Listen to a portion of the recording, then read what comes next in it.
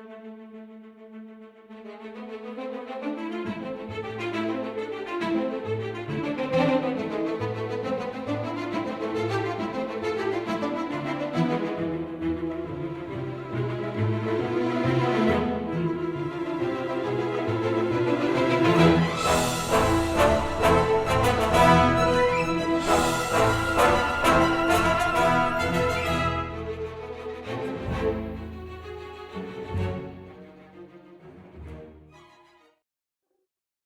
everybody, welcome back to A review. That Never Gets Old. I love that.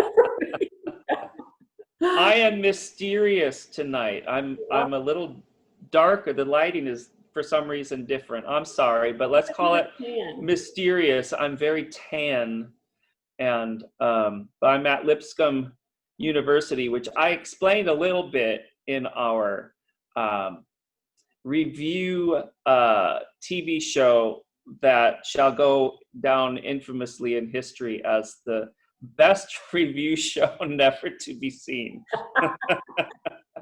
I know, like we are dealing with, and I want to get in person when we can, and I think it's almost time when we can do this in person, Mark, on the set at the center. But with Zoom, you never know what's going to happen. I have something that happened in a class the other day, and I don't know it. I'm just not even going to say it.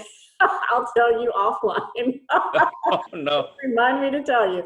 But you never know what's going to happen when you're Zooming. And last week, our guest was Jeffrey Ellis, which was great. And it was like an hour interview. It was wonderful. And then afterwards, when I signed off, Zoom is supposed to convert because I record them. And it recorded, but it wouldn't convert. So I have a non-converted file. I have talked to IT. I have troubleshooted. I've done everything, and I can't get that one to convert. So that's why there was no episode last week, because it won't convert. Yeah, it was super fun. I feel really bad because it was just a real kind of fun, light, encouraging time with somebody who, you know, has lived and breathed theater for a long time. And we tried to give some encouragement and hope to the theaters around the Nashville area and Murfreesboro and all that. And we left on a good note that, you know, we'll be back and the show will go on. But I also last week explained my little behind me here. The Grammys that are waiting for It's a Long Shot today. Did I wait to do it with them? No, go ahead. Say what it is. Oh, okay. So these back here are actual Grammy Awards. So those that don't know, which is probably everybody, I teach at Lipscomb University on Thursdays and Fridays. I'm a professor. Yes, Professor Williams, a professor of voice. And this year, because of the COVID guidelines and all that, we're not teaching in practice rooms and such because it's too small of an area. And you really can't, you know, sing in a small room like that. So I'm in a large office that has a grand piano in it and a couch and all that. And it's Brown Bannister's office, who found Amy Grant, like literally, like grew her into who she was, but as a teenager. And these surprisingly are, I think, 3 of his 20 Grammy Awards. But okay, I don't want to get in trouble, but watch it up and break it. I want to thank everybody who I've ever met. But it's heavy. It's the real deal. It's super cool. And you know what it is also is very inspiring for my students to come in and see, you know, how hard work and determination and perseverance pays off. And so it's been an inspiration. I just realized by you holding that up, and don't laugh, but I never realized Grammy was short for gramophone. Ha! That is brilliant. You're right. I don't know, honestly, if I realized that either. I just realized because back in the day, you know, they got awards for their albums was played on a gramophone, and that's a gramophone. So a short gramophone would be you got your Grammy. I just enlightened the world. Ding, ding, ding. And the Tonys are short for Antoinette Perry, who was a big theater person back in the day. But one other thing I wanted to show is, I'm dominating the conversation, but I'm sorry. No, go ahead, it's fine. So I had an interesting day. Let's see if you can see it. So this here, you can see the top frame, plexiglass. So my students here, when they sing, have to stand behind that plexiglass. And this is like kind of the new thing, I guess, for COVID to safely sing. So I have to keep my mask on and stand 15 or sit 15 feet apart, but they get to actually take their mask off and sing behind that. And then we disinfect everything and all that. So that was new for me. This was the first day that we've had it. It's huge. It takes up half the office, but it allows us to, you know, do the lesson more effectively. So that's better. That was kind of cool. I think. Well, that's cool. But if this continues, and hopefully these guidelines will fade out as I feel like cases are dropping and stuff, I hope. But it would be cool if we felt like we had to do that at the center and had someone build us those. And then when COVID's over, we can replace the plexiglass as for mirrors and roll those in the gallery for dance rehearsals, choreo rehearsal, because everybody needs mirrors and the mirror room's too small for everybody. So let's say it's mandatory. We have to have those plexiglass things. And then we'll just switch the glass out for mirrors when we can. That sounds great. Can you hear them okay behind that? Is it muffled or just because it is? You know, it's a bit muffled. The hardest part probably is, you know, I'm at the piano, you know, giving them instruction or whatever, but with a mask on. Yeah. So I'm like giving them instruction and I'm already a little bit muffled and they're behind the plexiglass. So I think it's probably harder for them because they can't read lips or anything either. So, but at least I can finally hear and see them singing. And it was fun. It was a good day. Oh, the funniest thing is I was at a sandwich shop the other day and the person making my sandwich had that on, and like I was telling them and I couldn't understand what they were saying back because I have a mask, they have a mask, there's plexiglass between us. I said, I'm sorry, I can't hear you. He pulls it all the way down and I'm like, okay, well that's, why are we wearing it? Yeah. I know he was frustrated, but I couldn't hear him. He was like mumbling behind his mask. Yeah, it does come to a point where you're just like, you do a quick look around, can anybody see? It's just like, well, I do that when I'm in the grocery store and stuff and I'm trying to, somebody texts me and I'm having to look back and it doesn't do the facial recognition. So I pull it down really quick and look at it and then pull it back up. So instead of having to punch my code in every 5 minutes. And I was at Home Depot on Sunday and their garden department, usually in stores, they make you wear it. But when you're outside, you don't have to. But they made you wear it in their garden department, which is outside. And it was so hot and humid Sunday that I thought I was going to suffocate. I couldn't stay there. Like I probably would have looked around at more plants and got some more plants, but I thought I was going to die. It was so hot. And that mask just, there was no air coming in. So I got out of there and left. So I'm looking forward to the day when we don't have to wear them anymore. Me too. So how is your show going? Your cast, and we've got a show coming up. Yes, we do. It's probably the theme of the cow behind me. See, it'll be one of those things where I'm like, have my hand on the cow's snout or whatever. But it's going good. We are rehearsing and it's just a different experience. And I just realized that 2020 is going to be chalked up to an adventure and like just a crazy story to tell one day, you know, like to children who grew up like Ransom and Havla will never remember this, but tell them one day how it was. But so it's all a new experience. So we rehearse outdoors and we rehearse out in the country in Milton, Tennessee, actually. And it gets really dark out there. There's no street lights. And we're out on a farm. We're at the dame's house, actually. And so the funniest thing was I had to do my script with my flashlight on my phone because it got dark. And then all these little moths came around and started flying and drawn to the light. So all the moths were casting shadows on the script. And I'm like, oh my God, this is hard. And we have to social distance. And I don't know about you, Mark, but just the regular director in me kicks in. And so I jump up and I'll run on stage and say, and move people, because that's how I direct. I kind of touch and move people physically, and I'll get right up to them and say, do it. And I'm like, oh, wait. I'm not supposed to be standing that close to you. I'm not supposed to be touching you. And I forget a lot of times. So I have to back off and immediately and say, sorry, aerosol. Yeah, we have so many little jokes, because it's like, there's times when Fern goes, I don't think we said we're doing Charlotte's Web, but most people know that. But Fern goes to Wilbur and like comforts him, or Fern gives Wilbur a hug, or, and I'm like, no, Fern does not give Wilbur a hug in this show. The good thing is we've cast families. So if people come to the show, families don't have to social distance. So we have actually husband, wife, my Fern and her parents are all family, so they can all hug and love on each other and stuff. So I have a lot of families. So they are cast appropriately so they can be close to each other. But one thing, Mark, is really funny is, the scene where Lurby comes in and he thinks Wilbur's sick, so they have to give him medicine. Well, in the script says they hold him down because he doesn't want the medicine. I'm like, we can't do that. So what they do is they come in with mask on and gloves. And so that way Lurby comes behind him and just puts his gloved hands on his shoulders. He has a mask on. And then John Arable comes in with I'm gonna try to find or extend a spoon really long.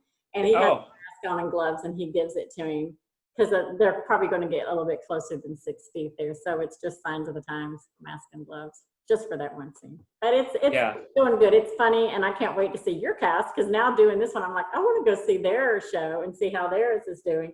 But we're having a good time.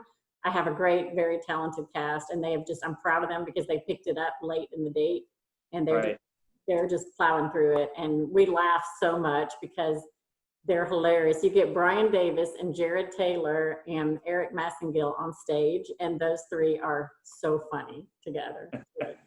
Good.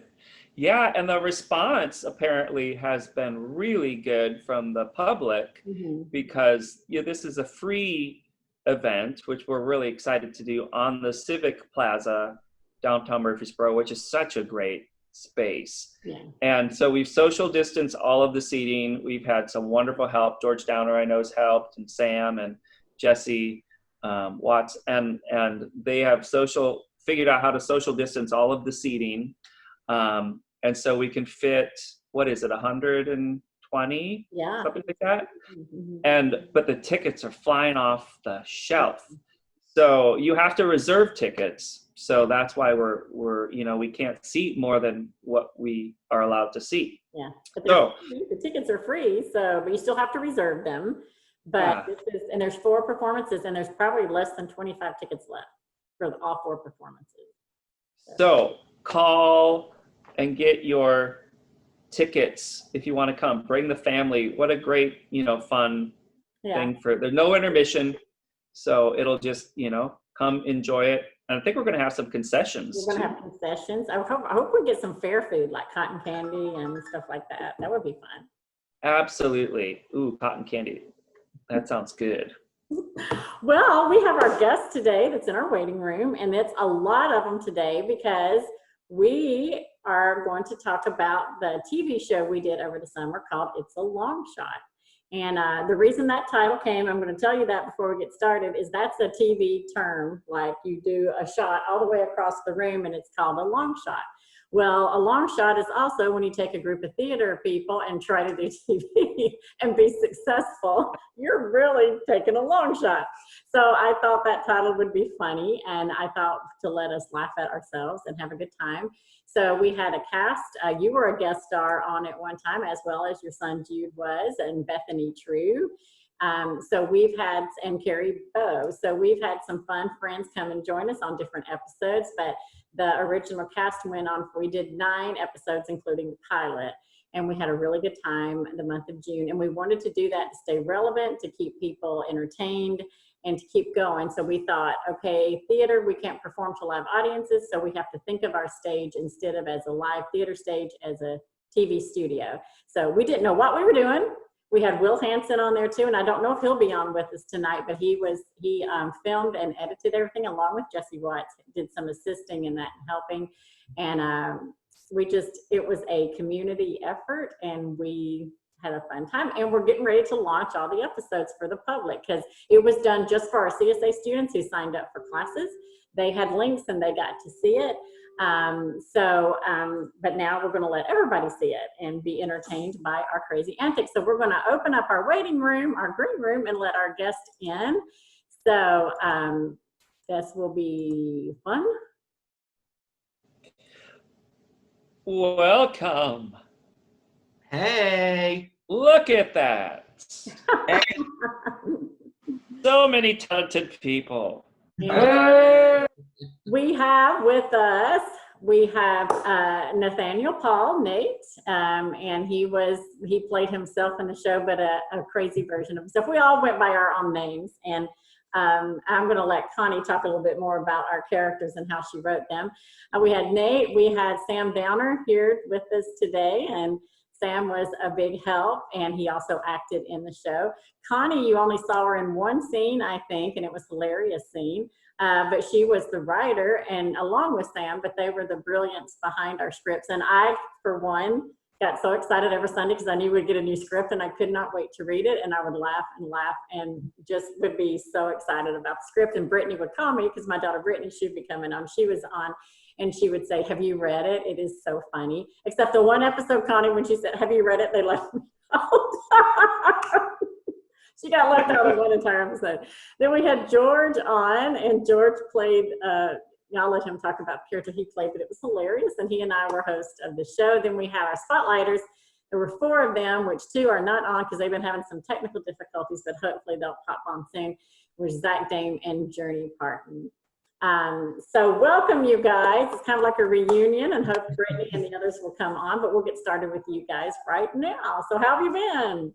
Good, how are you? Good. Tired. So I want to talk about first, we're put it together because we want to do something for the kids. And so Nate is, been our musical director for the past camps and stuff, and the kids got to know him. So I said the kids love him and think he's hilarious and funny. So let's put Nate. And I wanted George to do a clowning around with the little kids class. And so we just started talking, and George called me one day and I said, I'm thinking I want to do a TV show, like a talk show. So we had this big meeting that went nowhere really fast. Remember that big meeting that went nowhere really fast? And, but then we came back together and we worked, we decided on, a through line, I think Sam called it that night. He kept saying, well, what's your through line? What's your through line? I'm like, oh, no, I just got to do something. So we worked it all out, and Connie and Sam started writing. So I'll let George and Connie pick up there and Sam and tell us a little bit about how that writing went and the process, because y'all were home writing, you and Sam, the whole time, and writing out and producing more episodes than probably anybody ever has in such a fast pace. And originally I had told him we were going to film 5 episodes a week, but we backed off to 2.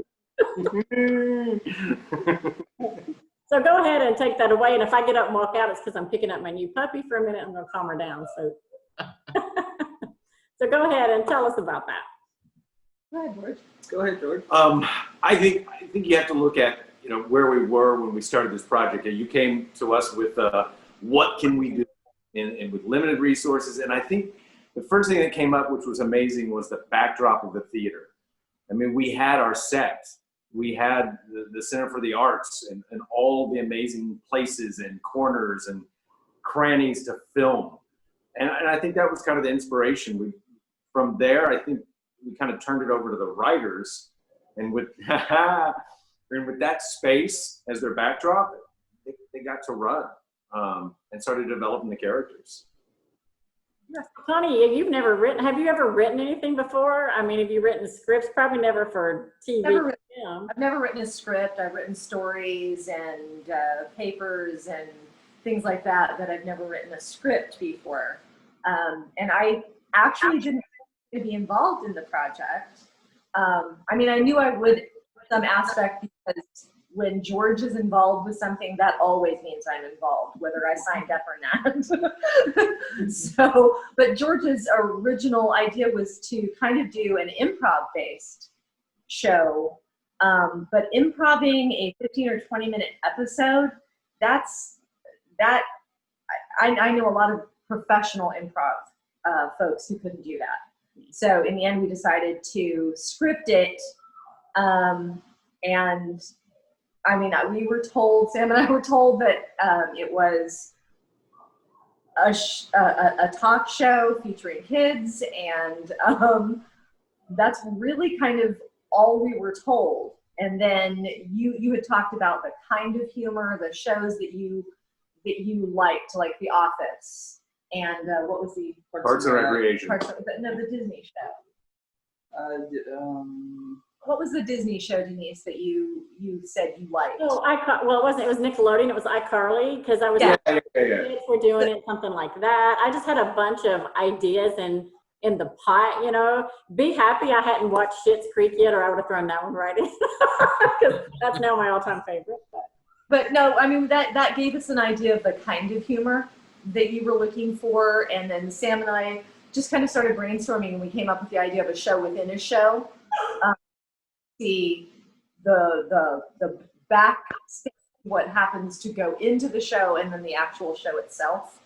And, you know, like I said, from that, we knew that we wanted it to be a character-based show where the humor was coming from the characters. So we started talking about creating characters that had intrinsic conflicts, like, you know, setting up, making sure that George's character was a clown character, and setting up early on that your character was afraid of clowns. That created just humor in and of itself that was just kind of waiting to happen. Setting up, like with Zach and Journey's characters, to set his character up to be kind of this like slovenly, messy kid, and have his crush be a girl who needs order and all of that. That creates intrinsic humor because of the conflict, you know, creating a world in which you have a collection of people who are really not set up to do what they're doing. How did you all land on the idea of using the real names of the real, you know, the characters' real names, and of making them just like a huge characterization, or, you know, of going over top? How did you guys land on that? My favorite type of humor is humor that's based in reality.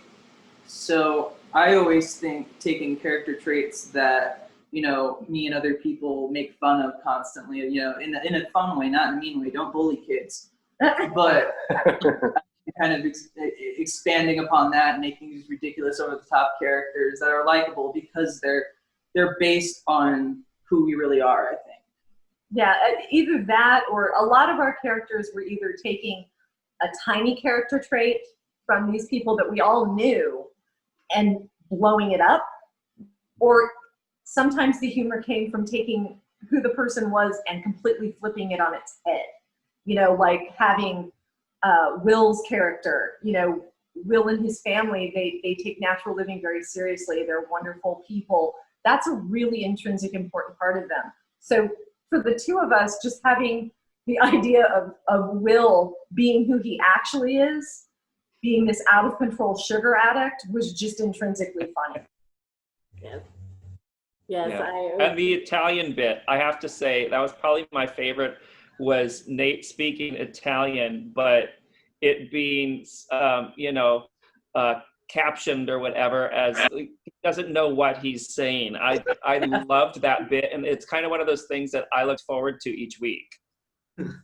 That we spent a lot of time on those. We would pull up the Italian translator and look at words that were similar to what he was trying to say, and we spent a lot of time making those funny.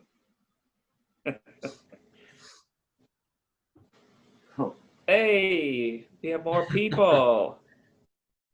Okay, here we go. We have Brittany is on, and Jonathan and Elena, their face isn't on, but welcome, Brittany. And we just got going on welcoming everyone, and Connie and Sam were talking about the episodes and how they're written. And speaking of, like she said, flip some things upside down. Brittany and I are really close, but she wrote us where Brittany was like annoyed by me constantly. So that was a different relationship between me and Brittany. Journey was not written as my daughter. She was a standalone by herself. And Jonathan is not as shy as the character he was written by. He would go up and cry. And if you guys haven't seen the episodes, you have to watch them because these spotlighters did so well. Elena is great at everything she does, but she is not a diva, so they threw that in. Zach isn't a slob, or is he? And he doesn't have a crush on Journey. They're just really good friends. Journey is not klutz, but she played the klutz, and it was fun. We all had a good time, but I think I really enjoyed George and Nate's characters so much, how they would go back and forth. Brittany's not that mean to her kids or me or her students, but she came on as a very and everybody played theirs really, really well. Oh, and me, I am not that braggadocious. And that first scene that I have where I did the theater all by myself, just me, a younger student saw that and said, wow, I didn't know Miss Denise was that conceited. I'm like, oh, get the humor. So let's see, I want to ask the kids, we'll ask the spotlighters. It was different from summer camp because summer camps, you guys are all summer long, theater boot camp, going nonstop. And this year, dun, dun, dun, that was robbed. We were robbed. We didn't get to have it. So how did this, it was only the month of June, but was it fun? Like, did you enjoy doing it? Did it make you interested in TV? Or were you thinking, that's harder than live theater? So let's see, let's start so we don't mute each other. Let's start with Zach, and then we'll go to Journey, then we'll go to Elena, and then to Jonathan. So Zach, answer that one. I had a lot of fun. I was really missing the summer camps and stuff. So as soon as I heard about this, I was like, yes, we got to do this. This sounds so fun. I feel like I may have had a slight advantage because I've done a little bit of TV work, minor stuff. So I got a little bit of a head start, but it was just, I loved the way that it mixed the comedy from so many shows and the fact that it was like a mixture between TV and theater. I loved it so much. Great. We loved having you on. I was excited. Okay, Journey, you go. For me personally, I thought it was really fun. It was nothing like the camps, though. Nothing could ever top the camps. The camps are always so fun. But it was also nice just to see a few of my friends and just be able to act with them and stuff. I would say TV is way more difficult than live theater because you have to go over it again. And I mean, you do that in live theater with rehearsals, but it's always these things. You have to get certain angles and stuff like that. But overall, it was really fun. Okay, Elena? Yeah, I think it was super fun. It was also very great to get to do literally anything theater again. I think it was a great challenge to see how different it is because theater, you have to do everything over the top, but get to the very back person in the audience and being able to kind of shrink it so that you're not as in their face when somebody could just be watching it on their phone. So I think that was really cool. And also it was kind of less stressful in the sense of if you messed up, you could do it over again, but also you didn't want to take all day. So I think it was just a very good challenge for all of us who are used to just theater stuff.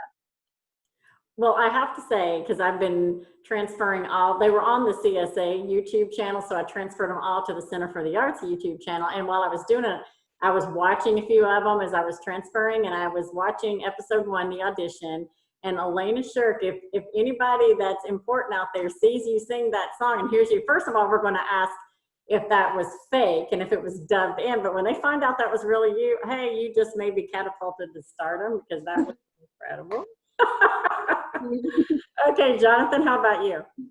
I personally really enjoyed it. It was a really fun experience, and I especially like having social interaction through all the quarantine and stuff.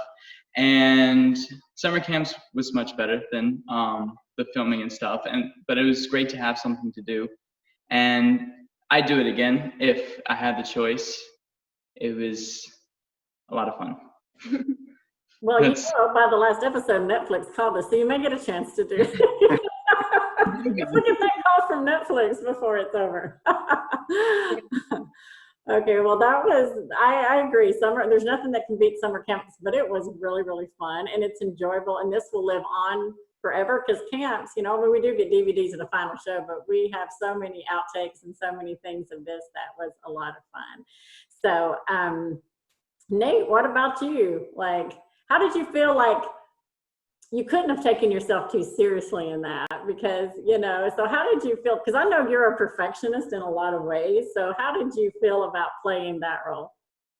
Girl, I had a great time, but you nailed it on the head. I mean, when it comes to the absurdity of the character that I portrayed on that show, it was just, you know, think outside the box, then think outside of that realm. And, you know, I think a lot of that came out of the costume choices. That kind of set up the whole persona for whatever that character was going to be like in that particular week. You know, I can't wait for this to get posted onto the Center for the Arts page for the public to see, because whenever we do, it's going to be, you know, they're going to get to see just like the outtakes in particular are some of my favorite parts, especially the whole tongue twister scene. Was just an absolute blast to do with the kids. And if I had the chance to go back and do this again, I would do it in a heartbeat. It was such a cool experience because you don't, you know, it's not like theater where, you know, if you mess up, that's it. It's gone. You have to move on. If you mess up, you can get as close to the pristine vision that you want with film. And that was just a really cool change of pace for the summer. Whereas with theater, it's like, you know, you just, once it's gone, it's gone. You can't get it back. Whereas we can go in and we can really fine tune what we're doing with this. So I had a great time. So Brittany's my daughter, and you know, we've done theater ever since she was little because she was in theater, and then she grew up and she choreographed for me, and we always work together. And she always gets phone calls from me or texts from me and say, "Hey Brittany, guess what?" Or "Hey Brittany, they asked me to direct this show. Will you, of course you'll choreograph it." Brittany, this. And so Brittany, how did you feel about the day I called you up and said, we're going to do TV. Do you want to be in it? Tell a little bit about your experience with that. It was different. Are you talking about when you did it in real life or when they wrote that you did that? Because I was also in real life. I was excited because just like the kids were saying, and I mean, we're used to having something all summer, and I really love having a creative outlet at the center. And with that being gone, it was a chance just to do something. And this was different for me because I wasn't choreographing it. I mean, little parts, but I actually was performing in it. And yeah, like they said, it's so different to perform on camera than it is theater, especially theater. You really just put a lot out there. And then with being on film, it's really easy to overact, which I already do. And so it was fun kind of accessing like my acting side and my performing side again. And then just being a part of a project with a group of people. I love the camaraderie that comes from theater. So to have that in like a little film setting that we're filming actually in the theater where we all usually, you know, play our parts big. It was interesting. I think it's something that we're all going to look back on and be like, remember when we did that? Like that was it was so cool. But yeah, I'm excited for everybody to see it. I'm glad that you asked me to be a part of it. I always love being involved. It was a lot of fun. So, Connie, favorite episode? Which one was out of all of your babies? And it's hard to pick favorites. People ask me that about my books. What's your favorite book? It's like, it's asking to pick a favorite child. That's hard. But favorite episode? Writing? Yes. The one you felt like was just the best you did. I don't know. What do you think was our best? I liked the Bellini episode. Yeah. What? The one with Ronaldo, the balloon. I just found Ronaldo. I walked in on Ronaldo this week and he's aged horribly, and you know, it was awful. It was terrifying. We're gonna have another episode of my recovery from seeing him as 100-year-old. But yeah, that one was a lot of fun to write. there were certain episodes that were like pulling teeth. I mean, that we just struggled with for whatever reason. And then there are others that just like seemed to tumble out, and it was like it was right there, and we just needed to shape it. But yeah, the Ronaldo one was fun. What was your favorite episode, Zach? I can immediately answer this question because it's probably the only one that I know the number for. Number 7, where they introduced Jude and Carrie. I loved that episode. I read that episode probably 6 times before we actually got on set. I loved that one. The script was just great. What about you, Journey? I like them all really, but I would have to go with 7 because like Jude and them were just so hilarious. It was nice to have Jude on, and originally I wanted more, like I would have liked to have had more of our CSA students on it, but we were at that point 10 or less, and that was the guidelines, and I needed the adults we had there, and so it was like, okay, 4, 2 guys and 2 girls, and we didn't hold auditions. These were handpicked by me and Brittany, and a couple of us sat around and said, like, who can come on? And so we picked these 4, and I'm so glad I did, because I felt like I wasn't ready to end it, Connie, when we ended it. Physically I was tired, needed a break, but the characters to me were just really coming into their own and stepping in, and then we were able, because the guidelines loosened and we could have more than just 10. So we were able to bring Jude on there at the end, and then Carrie came in. So it was fun, and hopefully, who knows what the future will bring, and we might get to move forward with that. So, Mark, you have anything you want to ask anybody? Yes. So, who cracks up the most? Like, who could not keep a straight face the most on set? That depended on the episode. It was always Will. He always just was really bad. It was really bad.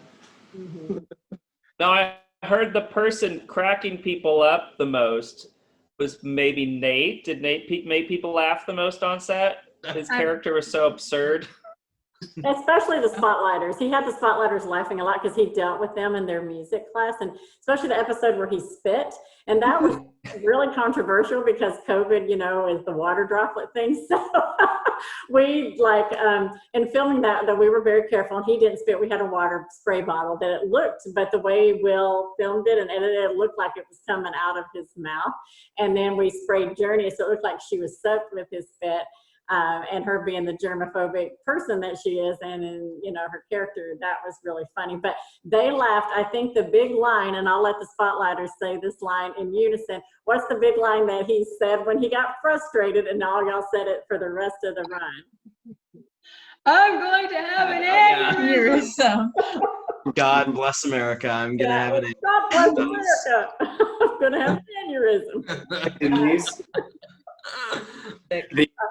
I also think one of the funniest times and hardest times was when Mark came, you came, and y'all had to do the spaghetti western out on probably one of the hottest mornings out in the street in full costume, and that was hot, and cars kept coming, so we kept having to stop. So, Mark, how did you feel about that? Because you've done theater, and all of a sudden you come in and you're filming. And I remember I got a text from you later that evening that said, that was hard. It's such a completely different animal. I mean, especially when you're filming outside, and you don't have the funds and the permit to shut the street down. So we're all like, car! We just move to the side or whatever.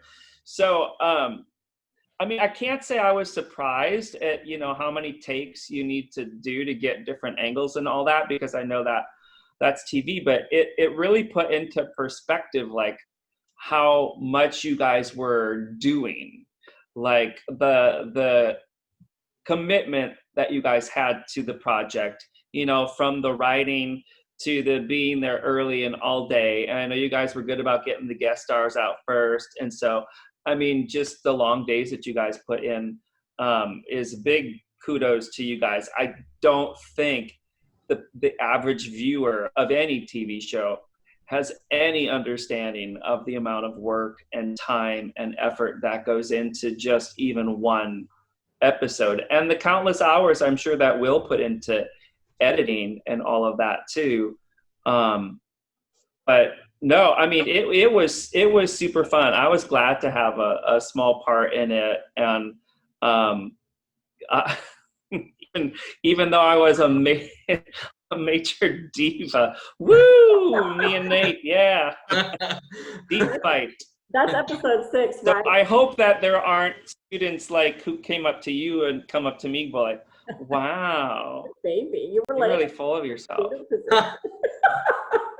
Well, I know Brittany, when she lived in LA, she did a lot of background work for TV and film, and she was on shows like Park and Rec, and she was on shows like Pretty Little Liars. And she told me, because I would always feel bad, like, oh, their hair's so long and we have to keep doing it again. And she said, Mommy, sometimes it would take them hours just to set up one scene. And this is in the real deal. Like what, Brittany, like what did you experience in the real world of TV and film? Oh, well, I mean, just from what I saw, when they would get us set up and we'd start to shoot and something would be off, so they'd send everybody back out to our holding area. And they would sometimes just to get the lighting right for a certain actress would take about 45 minutes just to get their lighting right. And that's using a stand-in. Then you bring in the real. So actually the high paid actors and actresses, they sit in their trailer while all this gets ready, and then they get brought in to do the scene. But it's the stand-ins like me or the extras that set the scene while they got the lighting ready. And yeah, it's very time consuming. And but I think everybody there loves what they do. And I think all of us loved getting to experience a little piece of that. So yeah, it was long hours and could have been way longer. But we had a really great team and we all worked really well together. But it's par for the course, really, really typical of trying to set a whole, basically what would be a live show, but getting it into this small picture that you can perfectly produce and put on the internet or TV. Well, one of my favorite memories, and I think back, is I loved the jelly coming out of Zach's donut. I loved the spit on Journey, and I loved Jonathan's tea kettle whistle. But one of the funniest things, we're talking about breaking characters, when you had to pull the cloth out from under for your magic trick, and it didn't work, and everything fell. The look on his face and the high-pitched whistle, I still think about that and I'll start laughing. I can't think about things like that when I'm somewhere quiet and just by myself where people think I'm crazy, because I'll start laughing again just for no reason, because those things were so funny. And those were so well written in the script, so well written that you could visualize it before we even did it. And then George, you had a big hand a lot of times in implementing like stunts. Like there was one where the chair was supposed to break on me when I sat, and I was really worried about that. And he fixed it and arranged the chair. So that was good having George around to really implement safety in our stunts and the things that we were doing. And so George, talk a little bit about that, because you seem to be a pro at things like that, just slapstick comedy. Well, it was really interesting because the writers would get us the scripts on a Sunday night. I mean, they'd be finishing up scripts on Sunday night. So we'd meet Monday night for basically a read through and a beginning of blocking.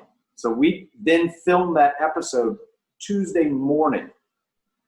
And then again, we would get the script Wednesday night, block it out, and then film the next episode. So 2 episodes a week. So I think we slowed down a lot of times. I remember a day when all the kids came in and we practiced headstands. One of the scenes where Nate has them singing upside down, and it was the funnest day. And I think it worked really well, but we spent a good 45 minutes to make sure everybody knew how to do a handstand. So on those kind of safety things, I think everybody was really cool about slowing down on safety measures. When the chandelier falls from the ceiling, when you fall out of chairs, anytime there was platfalls on the stage, we slowed down, and it was easier with film than it is on stage. because you can really slow down and make sure you have all the shots ready. So that was kind of the biggest difference for me. On stage, there's no stopping. It's got to be safe and real and alive. On film, I was glad that we could slow it down. Yeah. I want to comment on one other thing regarding Nate and Mark. One of the days, my favorite day of the shoot, was going out into the square of Murfreesboro. And then on the very last shows, all the kids got to walk across the square and perform right in front of City Hall outside. And I just think there should be something said about all the community looking at us. So everybody was, hey, is theater happening? And the little that we did on the streets, even the slow as it was, Mark, That's right. by a number of cops just stopped and parked and watched. So I mean, that was one of my favorite moments when we got outside of the theater and the community started looking at it and questioning. So with the release of this, hopefully some of the people that saw us those days will get to see what we did. There was a lot of questions. People rolling down their window. What are you guys doing? Because Mark, not Marcus so much, but Nate and George were in crazy costume. Of course, George always wore his Shakespearean stuff, and then Nate was very like over the top in his costuming. So everybody wanted to know. Plus, George was on a stick horse. Yeah. So they were thinking we were Monty Python. Somebody asked if we were doing a Monty Python show and stuff. So yeah, there was a lot of inquiries at that, and it was fun. And I think people are ready to laugh and be entertained again, and just to leave this world for a little while and get into a story or get into something fun. But I hope everybody will tune in and watch, because we had a blast. I had fun, and I was just so impressed because it's always discovery, and I was really impressed with the writing, and how flawless and how good it was, and how it just moved us all along, and the comedy, like Connie and Sam writing comedy. I mean, I can see Sam writing comedy because he's always funny when he's out and hanging around with everybody, you know, but Connie seemed like you're more serious, and just like to bring that slapstick comedy element in, where we were just always laughing, and always like I was always surprised, like the one that Nate throws his tea in my face. I'm like, oh wow, okay. But it was just all kinds of different things that even the kids were getting to do, the bouncing on the balls that day and the falling off, and running up and down the steps, chasing after Brittany in the hot sun and trying to get that just right in that scene. So it was just your vision and the way you saw it was just so evident in the script. So I hope you write more. Have you been writing anything since then? No. Nope. I'm on my hiatus, so. Well, hopefully this will be a big hit, and it'll be by popular demand. We'll all come back and do season 2. That would just be a blast. Who all is in for season 2 if that happens? Not too. One a week.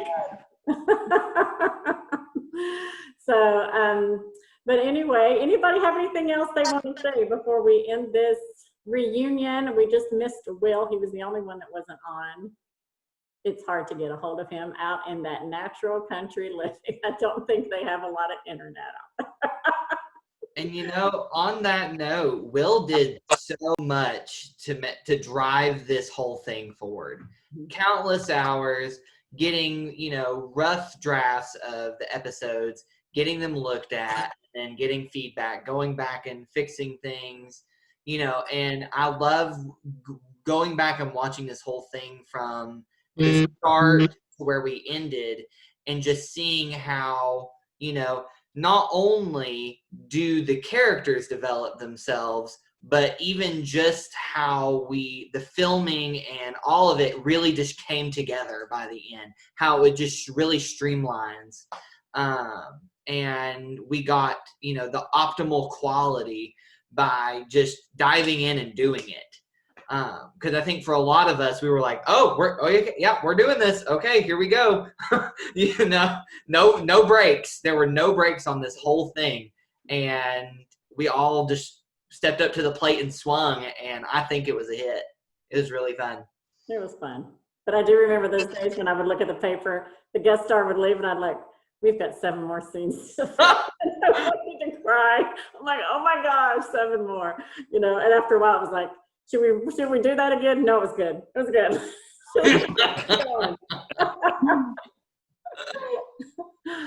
Oh, wow. Anybody else? Anything they want to say or pitch before we close out the review? Because but we are reviewing the show, and I still give it 5 stars.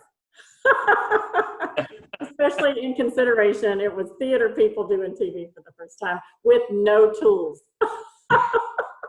Right. With that One camera. One camera.